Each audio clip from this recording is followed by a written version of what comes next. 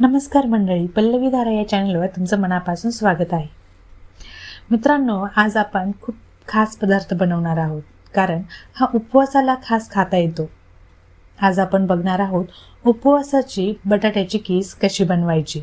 हा पदार्थ आधीच बनवून उन्हात वाळवायचा असतो, मग उपवासाच्या दिवशी फक्त तळायचा आणि खायचा. खूप सोपं आहे. तर चला सुरुवात करूया. सगळ्यात आधी बटाटे घ्या आणि ते स्वच्छ धुवून घ्या.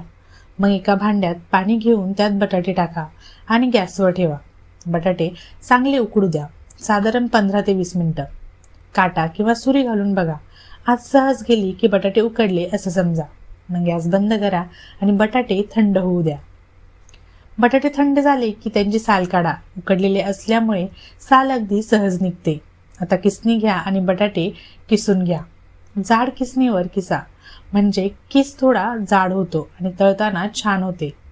किसलेले बटाटे एका ताटात किंवा परातीत पसरून घ्या.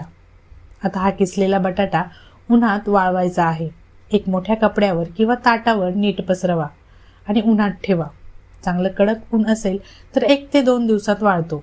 मध्येच एकदा उलटा पालटा करा, म्हणजे सगळीकडून व्यवस्थित वाळेल.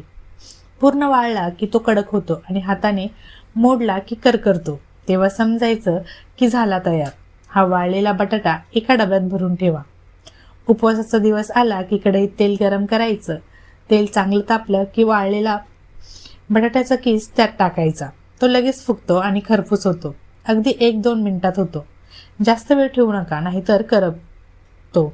तळलेला किस बाहेर काढा आणि टिश्यू पेपरवर ठेवा, म्हणजे जास्तीचं तेल निघून जाईल.